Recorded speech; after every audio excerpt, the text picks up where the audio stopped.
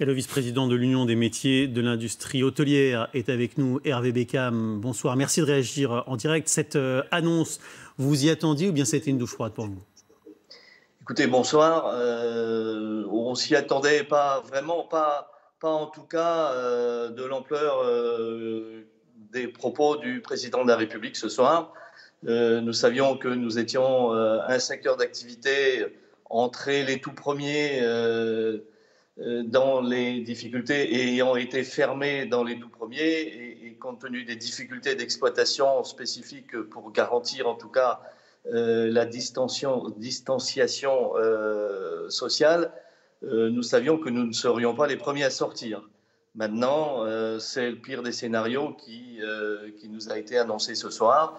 On le respecte et on le respectera bien évidemment parce que ce sont des mesures qui sont nécessaires, mais elles sont et elles vont être dramatiques pour un grand nombre d'entreprises de notre secteur d'activité.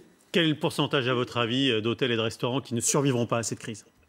Écoutez, ça, je suis incapable de vous le dire, mais d'envisager que ça soit aux alentours de 30% des entreprises du secteur qui ne pourront pas redémarrer me semble assez raisonnable.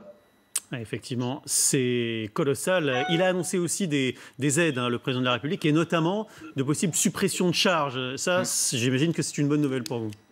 Et bien évidemment, voilà, ça faisait partie et ça fait partie des revendications du secteur d'activité et de l'UMI en particulier depuis déjà 15 jours, où nous demandions une année blanche.